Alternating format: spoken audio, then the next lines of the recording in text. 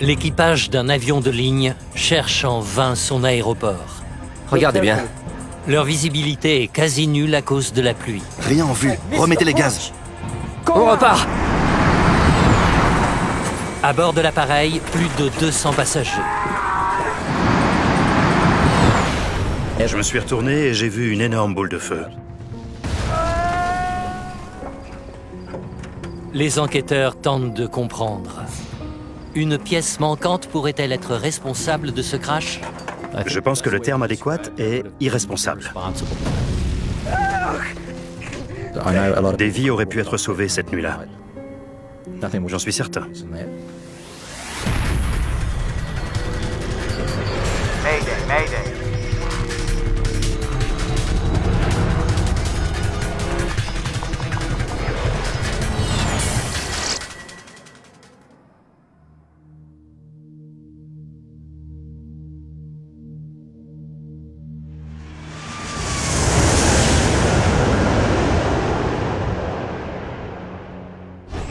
Nimitz Hill, Guam.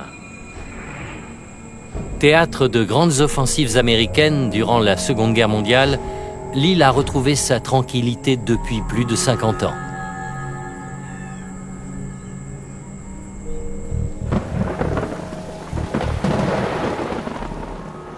Mais cette quiétude, où les chasseurs sont rois, est troublée par le vrombissement des avions à réaction qui survolent le territoire.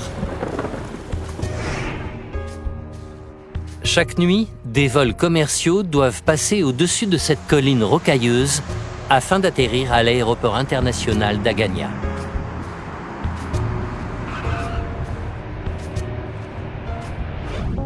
Les avions viennent de toute l'Asie. Peu après minuit, le 6 août 1997, le vol 801 de Korean Airlines est en chemin vers Guam en provenance de Séoul, en Corée du Sud.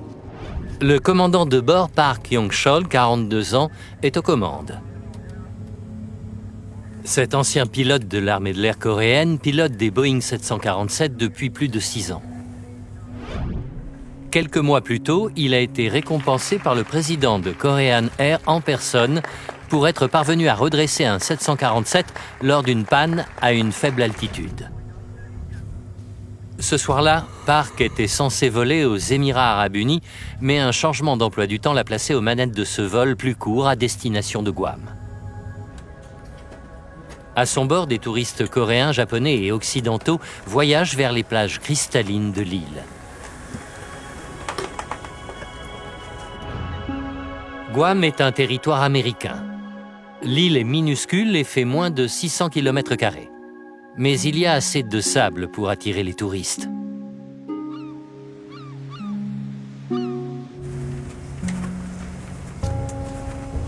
Sean Burke, 24 ans, et sa petite amie Wendy Bunten comptent bien profiter des plages paradisiaques de Guam. Ils viennent tout droit de San Diego.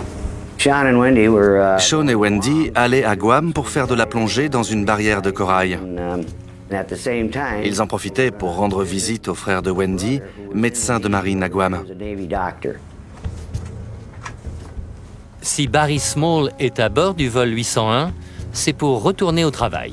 Il revient de Nouvelle-Zélande pour un contrat de 6 mois en tant que pilote d'hélicoptère. Il rentre le cœur lourd. La veille de mon départ, mon père a fait un infarctus.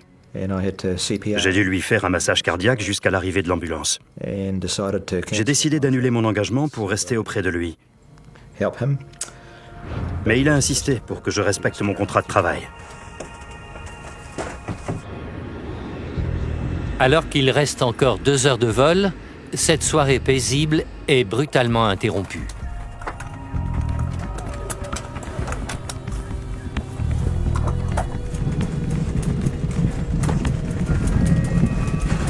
Surveillez la vitesse, ce sont de grosses turbulences. Dites à tout le monde d'attacher sa ceinture. Mesdames et messieurs, ici votre copilote. Même un voyageur aguerri comme Barry Small est surpris. Rien ne laissait présager ces fortes turbulences. Et quiconque n'était pas attaché risquait d'être projeté en l'air. Les portes des coffres à bagages tremblaient. Tout ce qui était rangé dedans pouvait se casser. Ces secousses étaient terribles.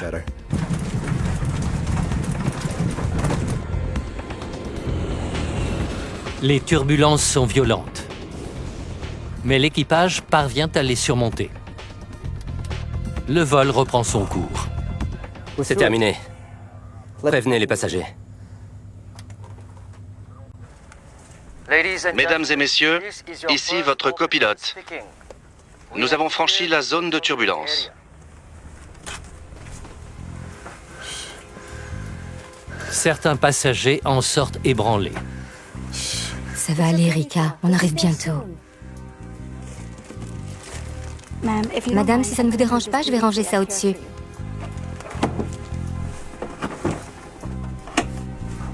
Le personnel de cabine nettoie l'avion. Et les passagers reprennent leurs esprits pour le reste du voyage. Après une escale de 12 heures à Séoul sans me changer, je commençais vraiment à me sentir mal à l'aise dans cet environnement tropical. J'ai alors retiré mes chaussures pour me détendre et être plus à l'aise. Le commandant Park et son équipage restent sur leur garde. Ils savent qu'une météo mouvementée les attend. La pluie s'est abattue sur Guam par intermittence toute la journée. Le mois d'août est le cœur de la saison des pluies sur l'île. Des averses peuvent survenir très rapidement, rendant la visibilité imprévisible. Dans ces régions du monde, il y a de nombreux orages ordinaires. Des petits orages qui se développent tout au long de la journée et qui sont très brefs. Ça n'empêche pas le pilote de faire une approche, mais ça lui donne une visibilité réduite pendant un court laps de temps, le temps de franchir la zone de précipitation. Peu après 1h du matin, le vol Korean Air 801 établit un premier contact radio avec Kurt Mayo, contrôleur aérien à l'aéroport de Guam. Guam Center, ici Korean 801. On quitte le niveau de vol 410, monté à 2600. Korean 801, Roger. L'équipage n'est pas le seul à se préparer à l'atterrissage. Après plus de 3 heures de vol en pleine nuit, les passagers se préparent à arriver. Je voyais les lumières de Guam. Je savais exactement où l'avion était car j'ai fait ce voyage un nombre incalculable de fois. Le commandant Park a survolé Nimitz Hill 9 fois auparavant. Mais cette fois-ci, il y a une différence de taille. Dans les aéroports du monde entier, les pilotes atterrissent à l'aide de ce qu'on appelle un glide slope, un système électronique qui permet aux avions d'atterrir en toute sécurité. Si les pilotes suivent les instructions du glide slope, ils sont guidés jusqu'à l'extrémité de la piste d'atterrissage. Or, la balise de l'aéroport de Guam a été retirée pour maintenance. Sans le transmetteur de l'aéroport, le récepteur du glide slope situé dans le cockpit de Park est inutile. Atterrir sans ce guide est rare, mais ça peut arriver. À Guam, le transmetteur sera en réparation pendant plus de 2 mois. Mais cette navigation altérée n'est qu'une partie du problème. Le commandant Park est exténué. Ils nous font travailler le plus possible. Ils essaient sûrement d'économiser les frais d'hôtel en faisant travailler le personnel de cabine au maximum. Je suis épuisé. Alors que l'avion approche de Guam, les nuages et la pluie barrent le chemin. Capitaine, les conditions sont mauvaises à Guam. Il pleut énormément. Le commandant Park et son équipage ont quitté Séoul depuis quelques heures. La pluie rend la dernière partie du vol plus difficile. Fatigué et luttant contre les éléments, le commandant de bord entame son approche finale vers l'aéroport. Le 6 août 1997, vers 1h30 du matin, le commandant de bord du vol Korean Air 801 est épuisé et il s'apprête à atterrir à l'aéroport d'Agana, sur l'île de Guam. Dans l'appareil, 237 passagers sont prêts à commencer leurs vacances ou à retourner au travail. À part les turbulences, le vol était complètement normal. On a mangé un morceau, c'était un vol comme un autre. Alors que l'avion approche Guam, un orage survient soudainement entre l'appareil et l'aéroport avec son lot de nuages et de pluie. Le commandant souhaite changer légèrement de trajectoire pour éviter le pire de la tempête. Demandez une déviation de 30 km à gauche pour entamer la descente. Guam Center, ici Korean 801. Demande déviation de 30 km à gauche. Korean 801, Roger. Alors qu'il vire de bord pour éviter l'amas de nuages, le commandant Park Yong-chol peine à avoir une vue dégagée. Enfin, il voit ce qu'il cherchait. C'est Guam. Guam! Bien. Le radar météo nous a bien aidés. Korean Air 801, ILS en place sur la piste numéro 6 avec approche par la gauche. Glide slope hors service. Kurt Mayo, le contrôleur aérien, rappelle à l'équipage que le glide slope de l'aéroport est hors service. En temps normal, ce dernier les aurait aidés à trouver la piste d'atterrissage, mais puisqu'il est en réparation, il ne transmet aucune information. Mais alors que l'équipage est en plein milieu de sa séquence d'atterrissage, quelque chose d'inattendu a lieu. Le glide slope semble fonctionner à nouveau. Est-ce que le glide slope fonctionne? Il fonctionne? Ouais? On dirait que oui. Comment ça se fait? La situation est troublante. Sans trop savoir ce qu'il se passe, l'équipage continue de se préparer à l'atterrissage. Vérification de sortie du train d'atterrissage. C'est bon. Approche à 1400 pieds. Comme les conditions ne sont pas optimales avec le glide slope, on va maintenir 1440 pieds. C'est fait. À 1h40 du matin, Kurt Mayo, le contrôleur aérien de Guam, entre une nouvelle fois en contact avec l'équipage. Korean Air 801, contactez la tour numéro 118.1. Il met l'avion en contact avec la tour de contrôle et dit au revoir en coréen. 118.1. C'est la dernière fois qu'il parle à l'équipage de l'avion. C'était sûrement un GI en Corée. Tour de contrôle d'Aganya, ici Korean Air 801 pour atterrissage sur la 6 gauche. Korean Air 801, piste d'atterrissage d'Aganya numéro 6, prête pour l'atterrissage. Ici Korean 801, Roger, prêt à atterrir sur la piste 6. Volet à 30. Volet à 30. Lors de la descente, les nuages et la pluie s'intensifient. Ils ont perdu l'aéroport de vue. Regardez bien. Mesdames et messieurs, nous nous préparons à atterrir à l'aéroport international de Guam. Veuillez redresser votre siège, attacher votre ceinture et vous préparer à l'atterrissage.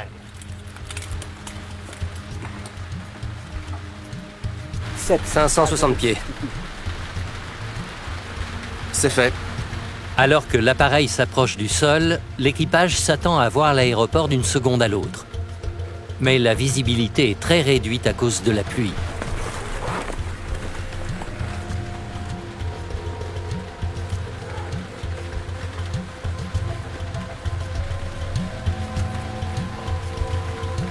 Le glide slope ne marche pas? Essuie-glace. Une voix robotique se fait entendre dans le cockpit. 500. C'est l'avertisseur de proximité du sol qui prévient l'équipage qu'il n'est plus qu'à 500 pieds d'altitude. Malgré tout, il ne voit toujours pas la piste d'atterrissage.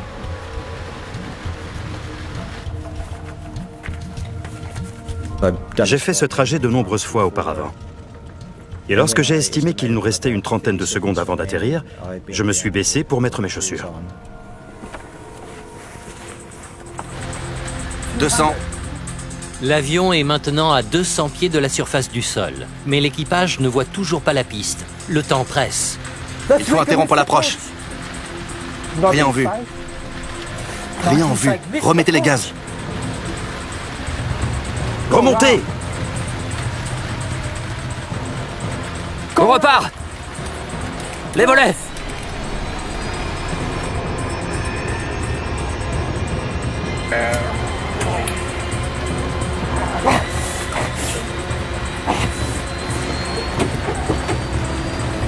Cent. 50.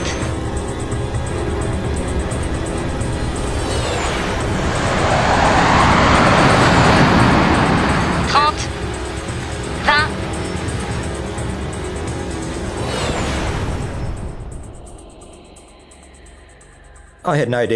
Pour moi, c'était un atterrissage comme les autres.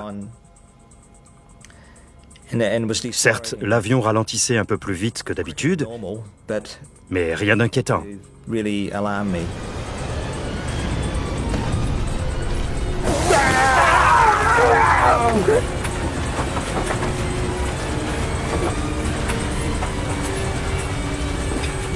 C'était terrible. L'avion commençait à se disloquer. Je me suis redressé tant bien que mal pour regarder et j'ai vu des bouteilles, des sacs et tout un tas d'objets voler dans tous les sens. C'est difficile à décrire, mais on aurait dit qu'un millier d'avions étaient en train d'atterrir en même temps. L'avion finit par s'arrêter sur un flanc de colline boisée de l'île.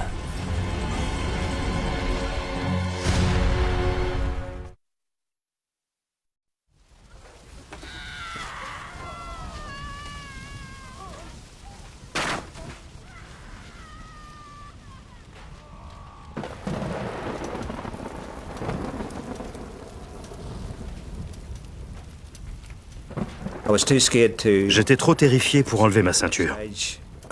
Je m'attendais à un autre sursaut ou à tomber dans un ravin. Je ne savais pas ce qui nous attendait.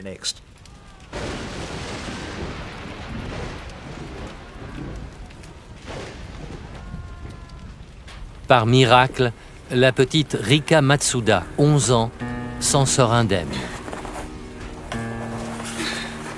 Mais sa mère est piégée et blessée. Maman! Maman!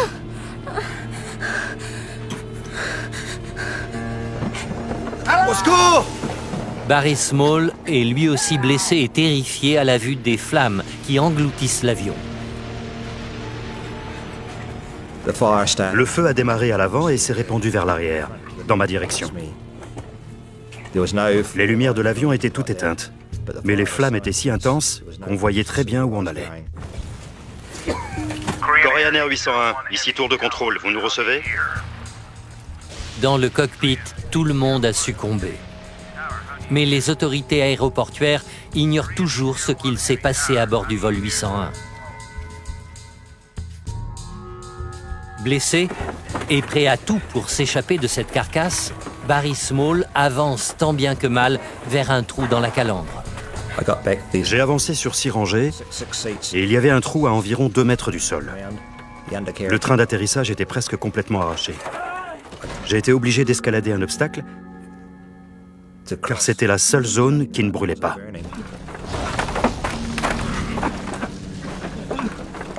Allez-y, sautez!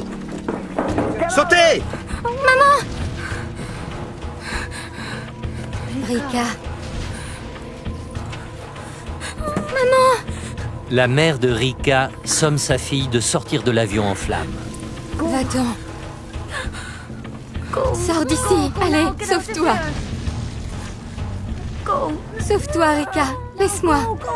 Vas-y, tout de suite. Allez. Vas-y, chérie. Vas-y.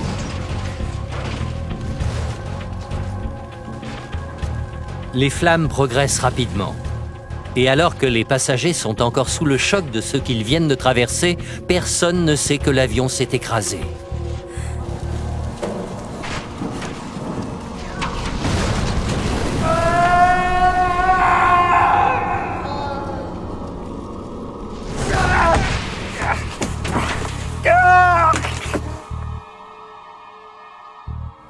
Les flammes nous ont engloutis, l'homme à mes côtés et moi-même.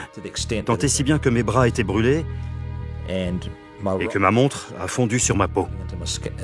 J'ai dû la retirer. Quelques minutes après avoir confié l'avion à la tour de contrôle de l'aéroport, Kurt Mayo apprend qu'il n'a pas encore atterri. Ici à Gagna, Korean Air vous a recontacté? Non? Je les ai autorisés à atterrir, mais je ne sais pas où ils sont. Ils n'ont pas atterri? Négatif. C'est pas possible. Quelques minutes plus tard, le capitaine des pompiers de Guam, Chuck Sanchez, est en route. C'était la panique. Où pouvait être l'avion? Sur terre? Dans la mer? Comment s'y prendre?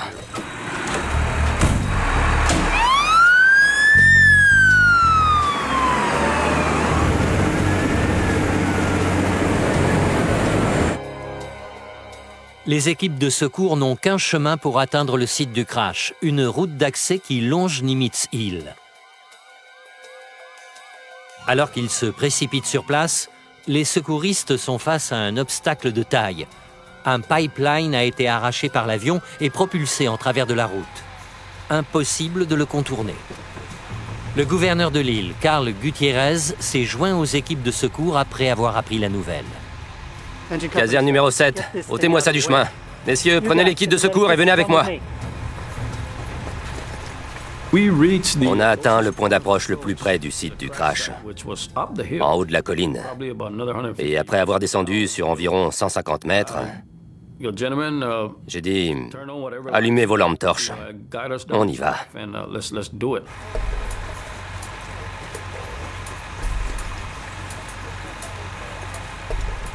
On a commencé à courir. On pouvait entendre des cris, ce qui nous permettait de nous guider malgré la végétation dense sur le bas-côté. Au bout d'un moment, j'ai arrêté le gouverneur et je lui ai dit, « Monsieur, je pense qu'il est préférable que vous n'alliez pas plus loin. Je pense que vous devriez rester de ce côté. Je ne veux pas que vous soyez blessé. Laissez-nous faire notre travail. » Et il a dit, « Non, je vais vous aider. » Sur le site du crash, les flammes dévorent la carcasse de l'avion.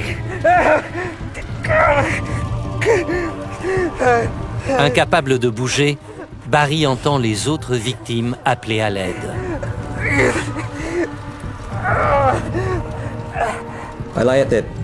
Je suis resté allongé toute la nuit. J'entendais les gens appeler à l'aide dans des langues étrangères. Au début, ils avaient des voix plutôt posées. Mais au fur et à mesure que les flammes s'intensifiaient, leurs appels se sont transformés en cris de désespoir. Et après un certain temps, quand le feu a avalé l'avion, les cris se sont évanouis. Près d'une heure après l'accident, l'équipe de Sanchez arrive enfin sur place. Je les ai divisés en deux, une équipe de secours et une équipe de recherche. Une moitié est partie de la queue de l'appareil et l'autre moitié du nez de l'avion pour se retrouver au milieu et tout faire pour aider les survivants. Maman! Maman! Le gouverneur de Guam, Carl Gutiérrez, voit la petite Rika Matsuda chercher sa mère, seule.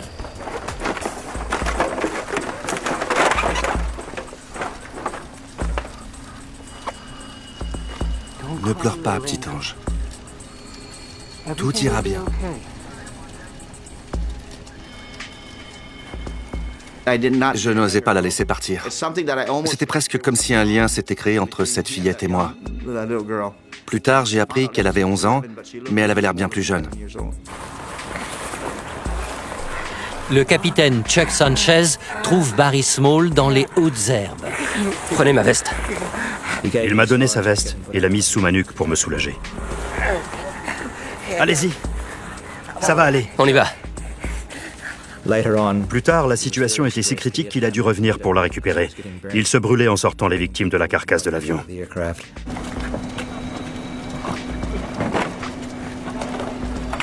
On coupait des arbres pour fabriquer des attelles. On retirait notre équipement de protection pour couvrir les survivants.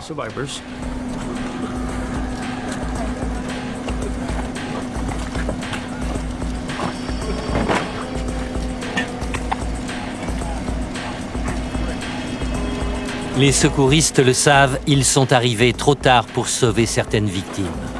Mais Chuck n'abandonne pas pour autant et envoie une équipe fouiller davantage la carcasse. Groupe 2, partez de la queue et avancez. Allez-y.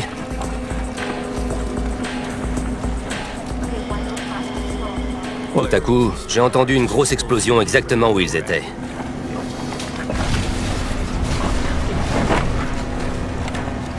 J'ai cru qu'on avait perdu nos hommes.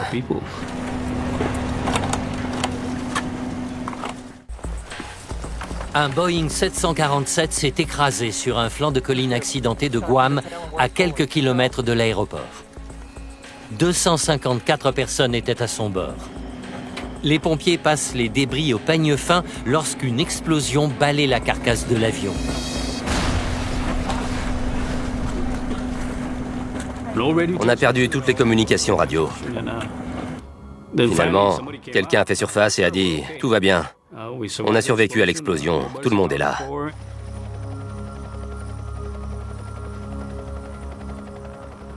Ce n'est qu'au lever du jour que les pompiers peuvent voir l'ampleur des dégâts. L'avion est éparpillé en plusieurs grands morceaux, tout le long de la colline. Seules 26 personnes ont survécu au drame.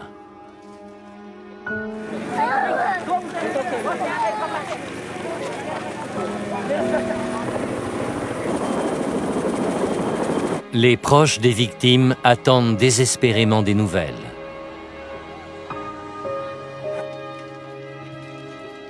De nombreux corps sont terriblement brûlés. La plupart des passagers sont coréens. Sean Burke et sa petite amie Wendy Bunten font partie des quelques Américains à bord.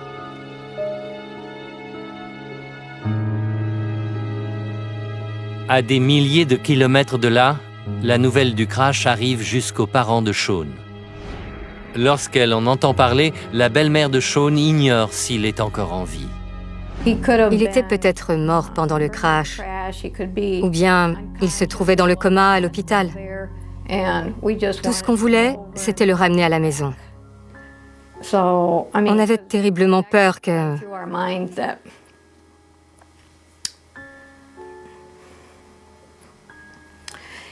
qu'il reste à jamais sur cette colline.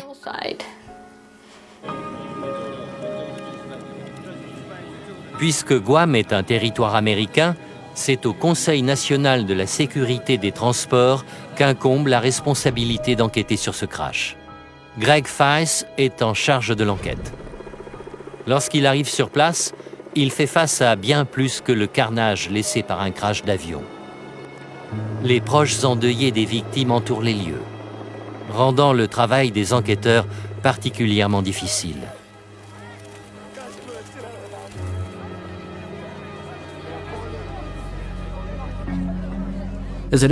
En tant qu'enquêteur présent sur le site d'un accident, il faut maîtriser ses émotions. C'est comme être médecin urgentiste.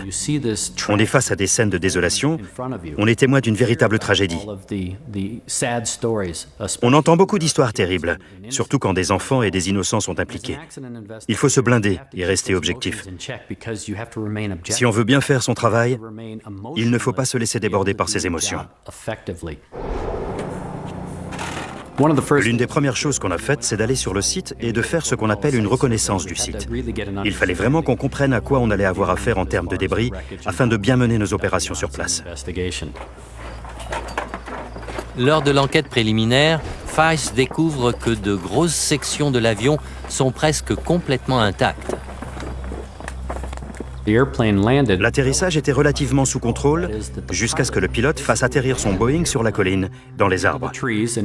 Malheureusement, il était à 5 km de l'aéroport. Les enquêteurs trouvent un certain nombre d'objets qui ont survécu au crash et à l'incendie qui s'en est suivi. Parmi eux, la carte d'approche que l'équipage utilisait en approchant de l'aéroport. Les enquêteurs retrouvent également le sac de voyage du commandant Park.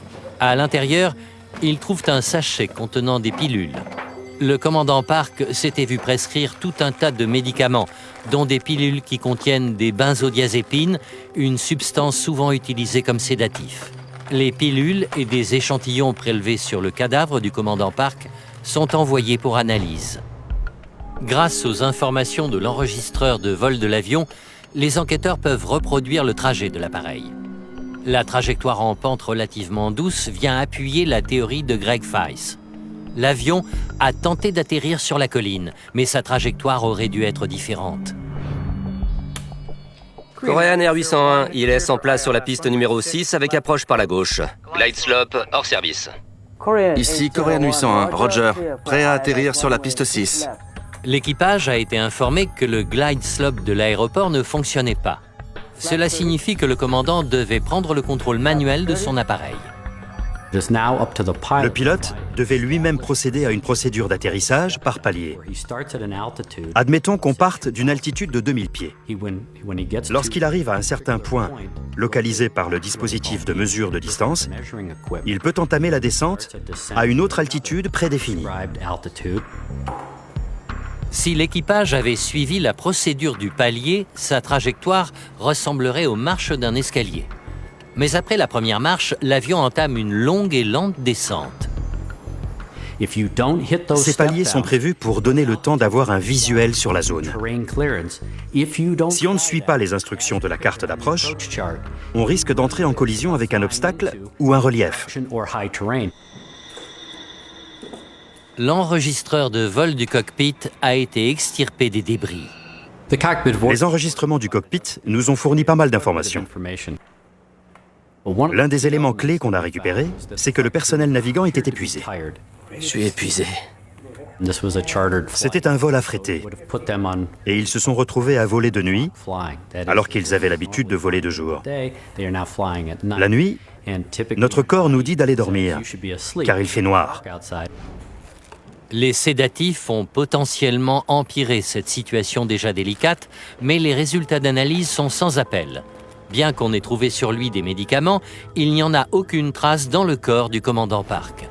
L'enquêteur en chef, Greg Feist, se repenche sur les enregistrements vocaux, notamment la discussion du commandant à propos du glide slope. Est-ce que le glide slope fonctionne? Il fonctionne? Ouais, on dirait que oui. Comment ça se fait?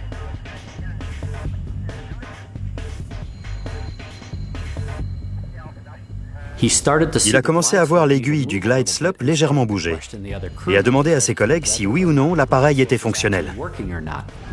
Tôt ce matin-là, après un long vol, le commandant Park est épuisé. Peut-être a-t-il été troublé et distrait par les informations inattendues transmises par le glide slope. En écoutant les enregistrements du cockpit, il semblerait qu'il ait fait une fixette dessus. Mais Greg ne comprend toujours pas pourquoi le glide slope de l'avion a eu l'air de fonctionner. Y avait-il une défaillance dans l'avion ou cet équipement en particulier a-t-il une défaillance qui pourrait toucher les autres appareils? Pour le découvrir, il fait appel à un expert en navigation, Nelson Sponheimer. J'ai analysé les transcriptions pendant un moment pour déterminer les problèmes de navigation. Pourquoi un avion en bon état s'est retrouvé au mauvais endroit et pour enquêter sur la confusion de l'équipage qui a cru que le glide slope fonctionnait, au moins une partie du temps. Nelson Sponheimer envoie une équipe d'enquêteurs à Guam. Ils survolent l'île afin de déterminer si les signaux radio d'une base militaire voisine peuvent avoir interféré avec l'avion, donnant l'impression que le glide slope fonctionnait. Les récepteurs peuvent réagir à des signaux extérieurs, particulièrement lorsque les signaux des transmetteurs du glide slope sont absents. S'il y a des signaux parasites sur le canal et qu'ils contiennent la bonne information, ils peuvent causer des mouvements intermittents sur l'aiguille du glide slope. Réglé à 560 pieds. Mais les signaux ne sont pas continus, comme un interrupteur qu'on allume et qu'on éteint tout de suite. L'aiguille du glide slope peut donner par intermittence l'impression de fonctionner pendant quelques instants. J'en ai conclu que des signaux parasites, qu'ils viennent d'autres transmetteurs ou d'un équipement défaillant au sol, comme des talkie-walkie personnels, n'auraient pas pu causer d'interférences suffisamment puissantes. Si le glide slope ne fonctionnait pas, pourquoi le commandant a-t-il pu croire le contraire? Et s'il pensait que l'appareil fonctionnait, pourquoi l'avion s'est-il écrasé? Le glide slope ne marche pas? Essuie-glace! Alors que les enquêteurs tentent toujours de comprendre ce qui a pu causer ce crash, Barry Small tente de comprendre pourquoi lui et les 25 autres ont survécu. Je me suis baissé vers mes chaussures, on a touché le sol, et il s'avère que par pur hasard, j'étais dans la position adéquate en cas de crash. En tant qu'ingénieur aéronautique de formation et pilote d'hélicoptère, Barry Small connaît les avions. Je pense sincèrement que certains changements auraient pu être apportés à l'avion. Barry pense que c'est le placement des barres transversales des sièges de l'avion qui a cassé une de ses jambes. Par chance, son autre jambe a été épargnée. Ma jambe droite a été propulsée contre la barre du siège de devant et s'est brisée. Ma jambe gauche a été sauvée par mon bagage à main qui l'a empêché de frapper la barre. Capable de marcher sur sa jambe intacte, Barry s'enfuit alors que d'autres restent piégés à l'intérieur.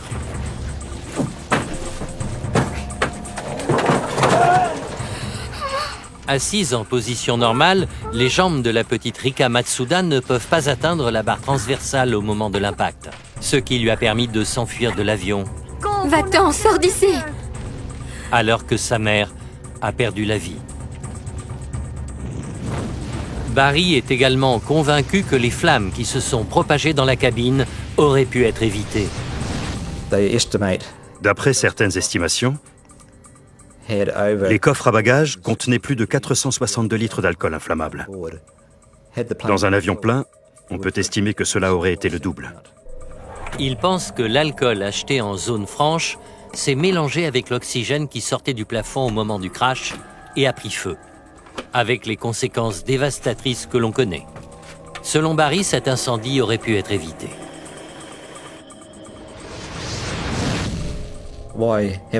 Pourquoi prendre ce risque avec l'alcool et l'oxygène? Dans un avion, tout est une question de sécurité. Et j'estime que c'était une violation évidente des règles de sécurité. Alors qu'il se remet toujours de l'accident, Barry est déterminé à éviter que cela puisse se reproduire. Il se bat pour que la conception des sièges change et pour modifier les règles de stockage de l'alcool acheté en duty-free. Pour Greg Feist, l'enquêteur du Conseil national de la sécurité des transports, une question de taille reste en suspens. Comment un pilote expérimenté qui a récemment reçu les honneurs de sa compagnie aérienne a-t-il pu s'écraser à 5 km d'un aéroport? Au fil de l'enquête, il découvre que la carte d'approche que l'équipage utilisait avait plus de 6 mois et était donc obsolète. Cela laisse entendre que l'équipage aurait pu être mieux préparé à l'atterrissage.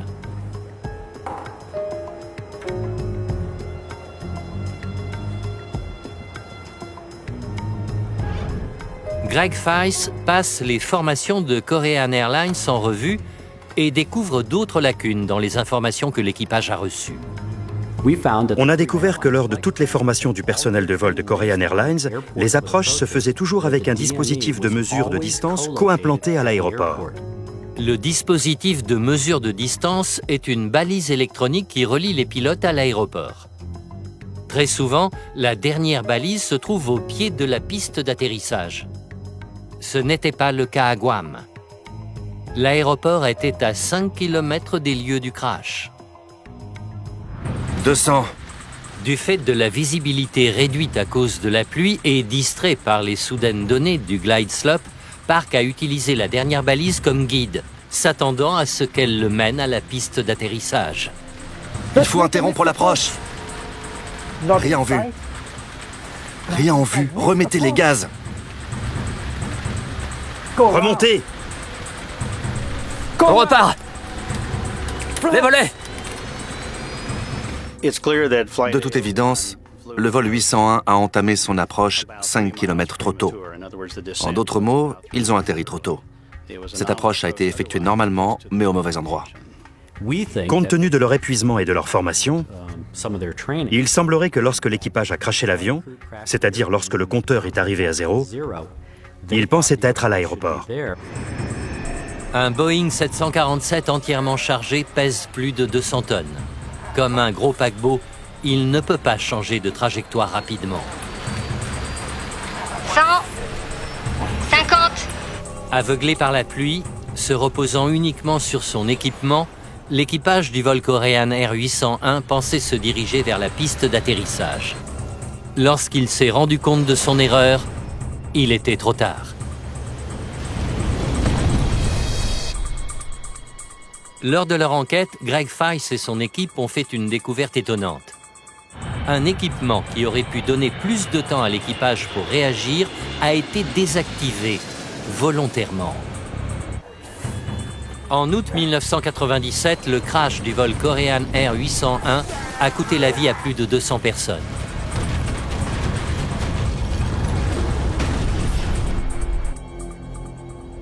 Le rapport final de l'enquête est publié plus de 2 ans après le drame. Il rejette la faute sur les méthodes de formation de Korean Airlines et le fait que le personnel de vol se repose trop sur les systèmes automatisés de l'avion.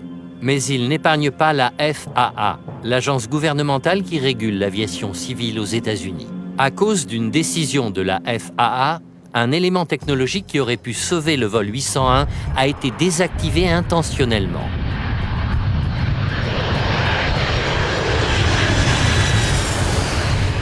Le Minimum Safe Altitude Warning System, ou MSO, est un équipement standard qu'on trouve dans tous les aéroports américains. Mais à Guam, la FAA a gravement altéré son utilisation. Ce dispositif utilise un radar pour surveiller les avions qui entrent à l'aéroport. S'ils volent trop bas, un signal est envoyé aux contrôleurs aériens qui peuvent en informer l'équipage. Mais à Guam, ce système ne cessait de donner de fausses informations aux contrôleurs. Les contrôleurs recevaient toujours de fausses alertes. Ils ont modifié le programme et reculé les limites du système au-delà de l'aéroport, où ils n'offraient plus aucune protection. Au lieu de repérer les avions en approche, le système de Guam les surveille alors que les avions sont à plus de 80 km de là, au-dessus de l'océan. Je pense que le terme adéquat est irresponsable.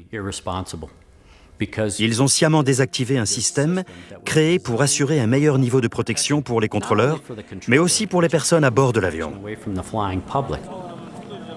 Pour les passagers et l'équipage du vol 801, l'absence du MSO a été fatale. S'il avait été fonctionnel, le crash aurait pu être évité. Sans lui, l'équipage n'a pas été averti de la situation. Les 2 pilotes ne voulaient pas mourir. Ils avaient une famille. Personne ne voulait mourir. On ne les accable pas. Personne ne voulait se retrouver dans cette situation. Mais c'est arrivé quand même. Barry Small s'est bagarré pendant des années pour faire changer les choses. L'autorité de l'aviation civile de son pays d'origine, la Nouvelle-Zélande, a reconnu le potentiel danger posé par l'alcool acheté en duty-free à bord des avions. Jusqu'alors, aucune loi n'a été modifiée. Sa volonté de modifier le design des sièges a également été ignorée. J'ai pris plusieurs mesures pour faire avancer cette idée.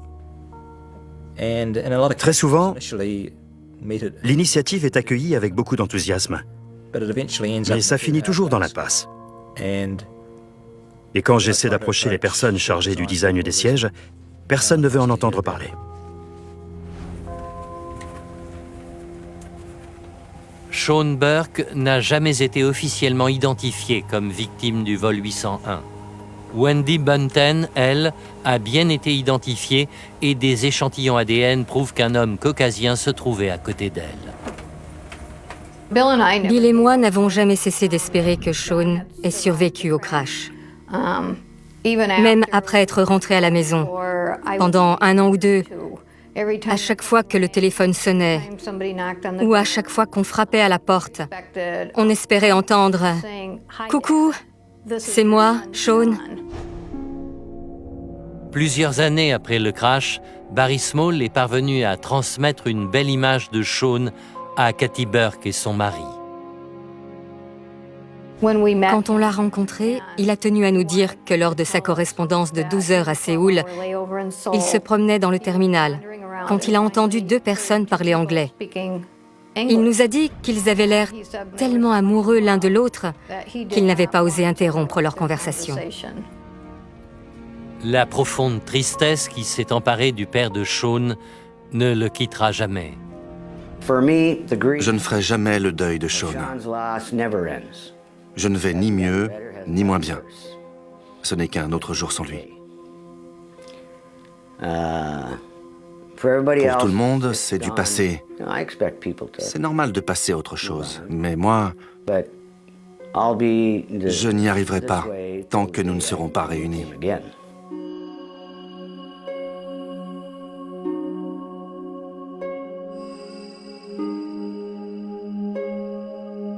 Barry Small est en colère, mais aussi très reconnaissant d'avoir survécu.